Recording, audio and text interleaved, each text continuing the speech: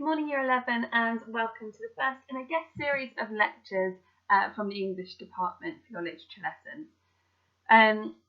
As you are aware, obviously the GCSEs are looking a little bit different, so I thought it would be nice for us to do something a little bit different as well. So a lot of the content we're going to cover in the next few weeks will be something that I would have loved to have taught you, but wasn't potentially on our syllabus, but also to help prepare those of you who may be interested in taking English at A-level. So we're just going to delve into a few bits and still work on those really important skills that you have built, but hopefully just look at some different things to make it a little bit more interesting. So today's lesson is going to be based on psychoanalysis in literature, and it's really an introduction. I'm going to do 2 sessions on this, and this is obviously the first one. And the most important name that you need to think about for psychoanalysis is Sigmund Freud. He was almost the first person to think of modern day psychology as we know it. And you can see from the opening slide here, unexpressed emotions will never die. They are buried alive and will come forth later in uglier ways. So I think that's quite an important statement to capture Freud's work, really. The idea that if we don't talk about the things that are hidden within us, then they will explode out of us when in a way that is out of our control. So Sigmund Freud states that human behaviour is driven by unconscious forces. So Freud begins his psychoanalytic work in 1880, and he's treating behavioural disorders in Viennese patients. And actually, to help his patients, he would encourage clients to discuss their problems. And this is groundbreaking at the time. He determined that behaviour is driven by unconscious forces. So this is the idea that us as human beings are motivated or even driven by our desires, fears, needs and conflicts, of which that we are unaware that they are even there. So from his work with his patients, Freud coined his personality theory. And this is perhaps his most enduring and important idea. And it's the idea that the human psyche, or our personality, has more than one aspect. Freud saw the psyche as structured into 3 parts: the id, ego and superego, all developing at different stages in our lives. So let's delve into these 3 things in a little bit more detail.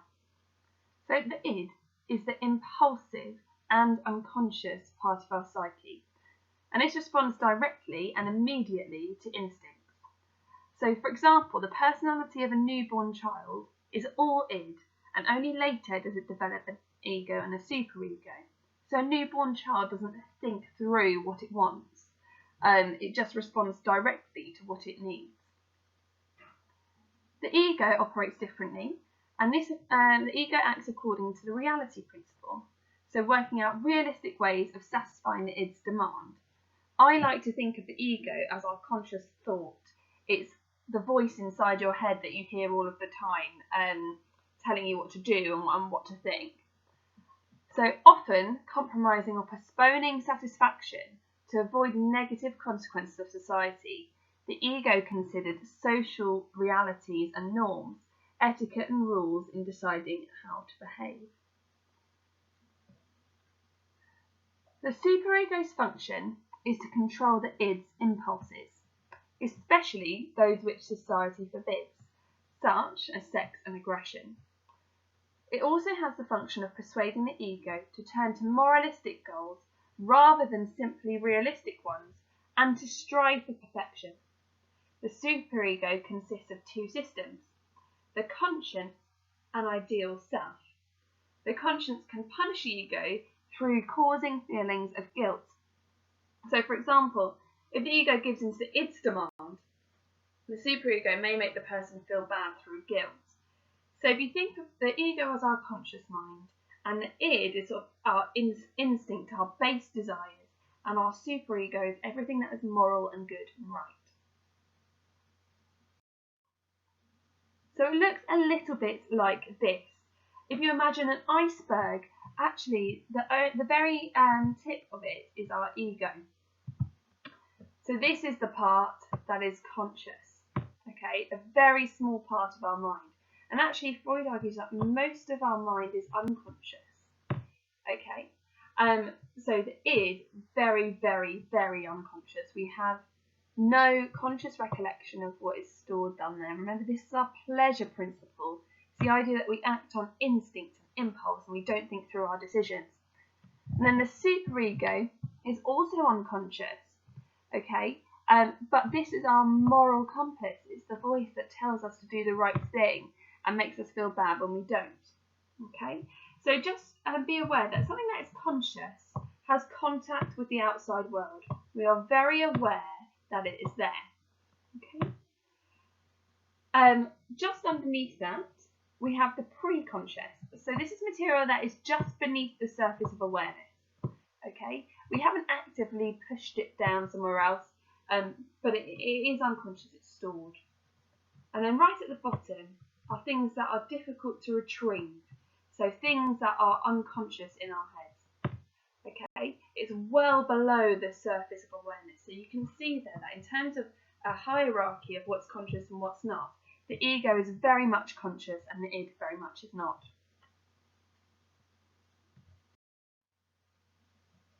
Okay, so we're going to take a little bit of a look at the unconscious and defences and desires. So when there is a conflict in the goals of the id and superego, the ego must act as a referee and mediate this conflict. So the ego can deploy defence mechanisms to prevent it becoming overwhelmed with anxiety. Okay, so Freud coined 6 methods of defence: repression, denial, projection, displacement, regression, and sublimation. I'll give you a chance now to pause the video because I'd like you to make notes on these 6 methods. Repression is an unconscious mechanism employed by the ego to keep disturbing or threatening thoughts from becoming conscious. Denial involves blocking external events from awareness. If some situation is just too much to handle, then the person refuses to experience it. Projection. This involves the individuals attributing their unacceptable thoughts, feelings and motives onto another person. Displacement, satisfying an impulse with a substitute object. Regression, this is a movement back in psychological time when one is faced with stress. And sublimation, satisfying an impulse with a substitute object in a socially acceptable way. Please pause the video now and make notes on these 6 defences.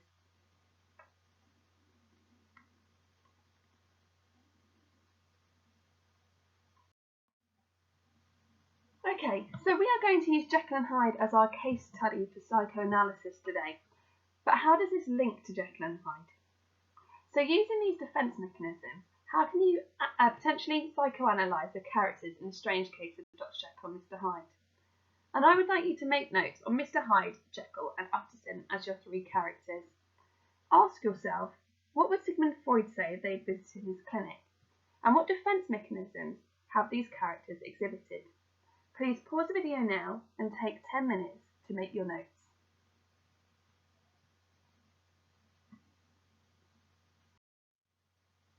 Okay, so I'm going to take you through some of my notes on this. Mr. Hyde could have been deploying the regression defence mechanism. His behaviour could be a mechanism deployed by his ego, or Jekyll's ego, to protect him from harmful thoughts. Therefore, it could be said that Mr. Hyde is Jekyll's repressed self. Dr. Jekyll. I would say that he is deploying projection, repression and denial. Jekyll wants to project his socially unacceptable thoughts through the mechanism of Hyde so that he doesn't have to deal with the association. Hyde is repressed within Jekyll and therefore he is also in denial about the severity of his actions. I think we can see that a lot, particularly in chapter 10 of the novel, where he speaks at length about how he knows he has something bad within him, but it's not his fault, it's Hyde. And I think that's a really interesting passage to look at when you're using psychoanalysis. Right, Mr. My potentially favourite character in terms of doing this, because I think actually there's rather a lot to say. It could be said that Mr. Utterson is using denial as a method to protect himself against conflict. He refuses to acknowledge the connection between Jekyll and Hyde, as he resorts to blackmail as the primary reason for their connection. In Instant Out the Window, it could be argued that Utterson is using the denial method so successfully he doesn't realise that Jekyll and Hyde are more intimately connected, even when he witnesses the start of the transformation. Mr. Utterson is also a highly repressed individual. He hides his true desires. So, for example, he drinks gin when he was alone to mortify a taste for vintages, and although he loves the theatre, he's not crossed the door of one for many years. So Utterson, I think, is a true representative of this Victorian consciousness, the idea that you need to behave in a certain way to be socially accepted. Really interesting character, Utterson, if you get the chance to look at him. Okay, so in terms of applying this to the text, if the idea of psychoanalysis is that we're driven by our unconscious need for gratification, then The Strange Case of Dr. Jekyll and Mr. Hyde is the perfect case study. One of the main themes in the novel is duality. The idea that humans can have a dual nature is in keeping with Freud's theory. Look at the quotations on the sheet attached. So I've uploaded a PDF for you to have a look at. How can you psychoanalyse these brief extracts? What defence mechanisms are being deployed? So I'm going to take you through an example of how I want you to do this. There are lots of extracts on your sheet, and for each one I'd like you to write a brief statement about the defence mechanism that's being deployed, or why it might be interesting in terms of psychoanalysis. So, for example, this extract could be an example of repression and possibly projection. And indeed, the worst of my faults was a certain impatient gaiety of disposition, but such as I found it hard to reconcile with my imperious desire to carry my head high, and wear more than a commonly grave countenance before the public. Hence it came about that I concealed my pleasures. You can see that Jekyll is recognising that he needs to hide his desires because they are not socially acceptable. He is perhaps unconsciously recognising the need to project his behaviours onto a different person so that he can take gratification in the fact that it is someone else acting in an unacceptable fashion. Please pause the video now and spend 15 minutes going through your extract.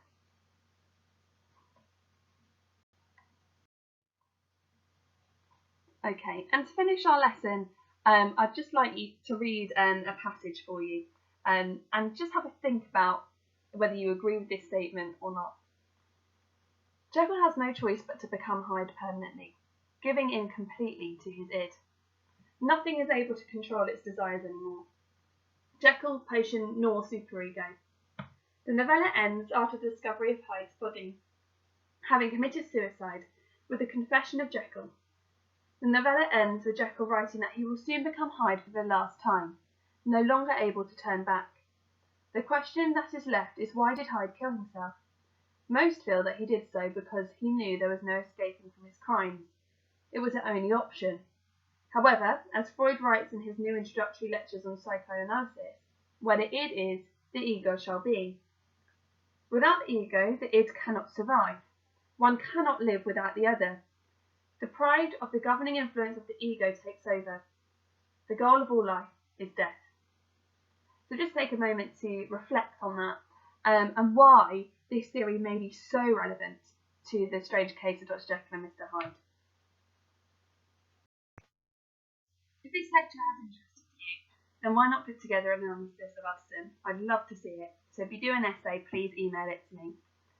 Join me tomorrow for more Freudian theory in relation to Hamlet. It gets a bit weird. I'll see you then.